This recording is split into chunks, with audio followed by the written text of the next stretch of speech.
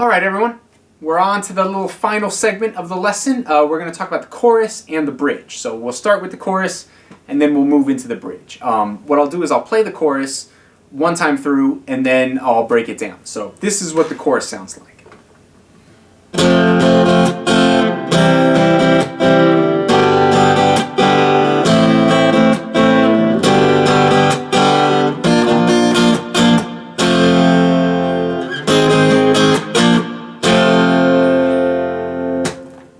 Okay, so we have like a couple different rhythms happening, and I'll break down the chords first. So we start with an F major chord. I'm not going to explain it because I already did in the first segment. So if you missed it or you forgot it, jump back. And then a C major, and then a G major, and then an A minor. So far, all the same chords that we did in the verse, but in a different order. And then we do a G major again, and then we do a B flat chord. So now this B flat chord, this might be a little tough, but there's an easier way of playing it, so I'll give you both ways. We're barring the first fret, excluding the sixth string, so the sixth string's not involved.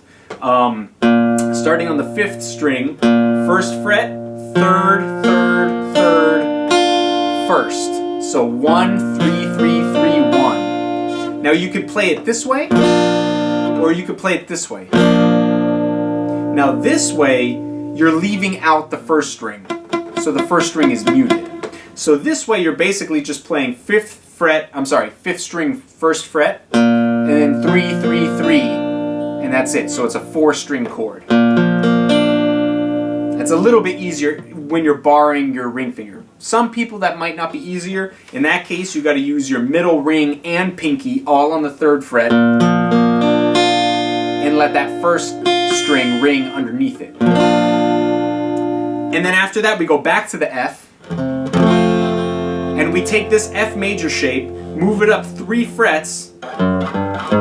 So now we're on the 4th fret, and that gives us our A flat chord. And now after that A flat chord, we're going to play B flat, but we're not going to play the B flat I just showed you. We're going to take this A flat, move it up a whole step, so now we're on the 6th fret, and there's our B flat chord. So we have, once again, F major, C major, G major, A minor, and then we have this B flat, then we have A flat, and then we have this B flat.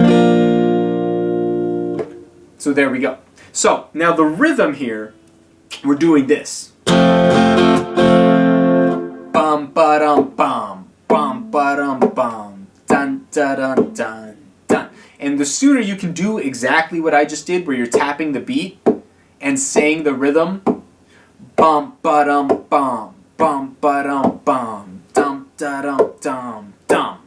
Right? The sooner you can do that, the more natural this will be. What I don't want you to do is try to map out down, up, down, up, down, you know, blah, blah, blah, blah, blah.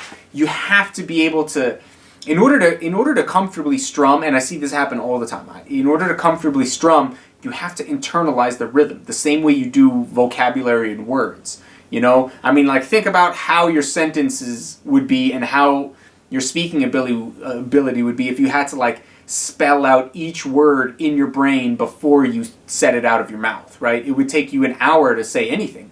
But you're comfortable enough with the words because you've gone through and internalized the meaning of all the words and how they are strung together so that you can just speak like you're improvising, basically, while you're thinking and speaking at the same time. And it's the same thing with your guitar playing, right? You need to internalize these rhythms before you can kind of express them out on the guitar. So doing that, keeping the beat, and seeing if you can vocalize the rhythm. Forget about pitch. Don't worry about singing the notes correctly. Just say bum ba dum bum, bum ba dum bum, bum ba dum bum, bum. And the more you can do that, the more comfortable you'll be. And then, you know, maybe like put on the metronome so the metronome's keeping the beat, and say it. And maybe while you're saying it, strike the strings on a dead note. Bum ba dum bum, bum ba dum bum, bum ba dum bum, bum ba dum bum. Like that. And then involve yourself with playing the chords. So, now that we've got the little how you practice this out of the way, this is what we're actually doing. F major for half a measure. And then C major, same rhythm. G major, same rhythm. A minor, same rhythm. So those are our first two measures.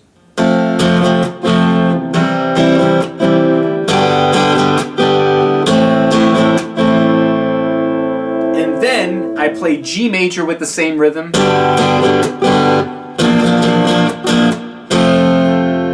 And then after that G major, I do my B flat chord. Ba-da-da-da-ba-bum. And then I strike my F major and let it ring. So the B major is da-da-da-da-ba-bum. And then I jump up to my A flat and do the same rhythm. Except I don't stay on A flat. I jump up to the B flat for that last little hit. And then drop back down for the F and start the chorus over again. So I'll loop this chorus a couple times and see if you can't play along. Here we go. 1, 2, 3, 4.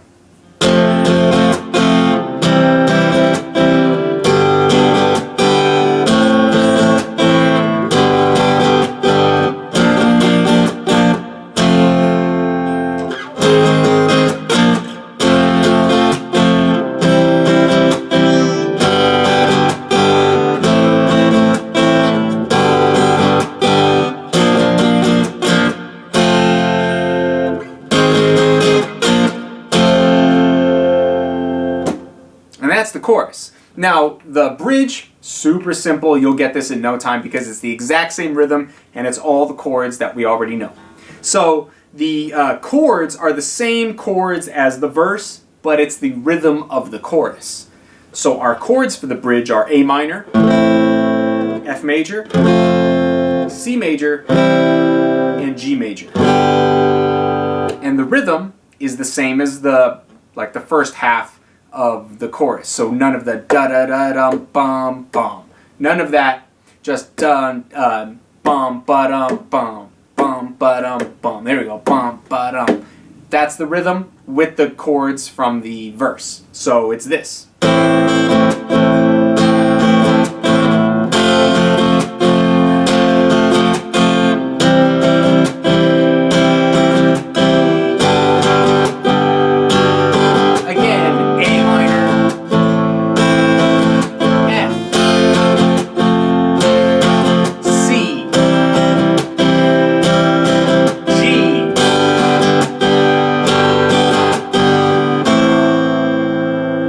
And then back to the verse. And those are the three parts. It's basically verse, chorus, verse, chorus, verse, chorus, back and forth, and then the bridge, and then chorus, or I think it goes to the verse, chorus, and then you're done with the song. But those are the three parts.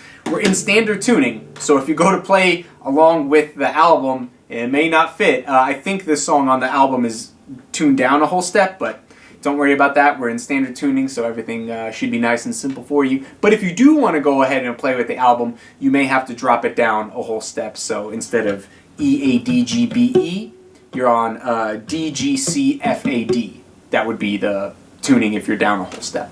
But other than that, work with the little idea of being able to vocalize the rhythm, because that's something I see a lot of players have trouble with. They try to analyze, always doing 17 downstrokes and then 46 upstrokes, and then it becomes math and it becomes this weird technical thing rather than an auditory thing. And that's really, it's music. We're dealing with music. We're not dealing with, like an algebra problem. So you might as well use your ear, since it's sort of that type of a field that we're dealing with anyway. It's like if you were a painter and instead of using your eyes you wanted to count how many brush strokes it took you to paint, it probably would be much less effective.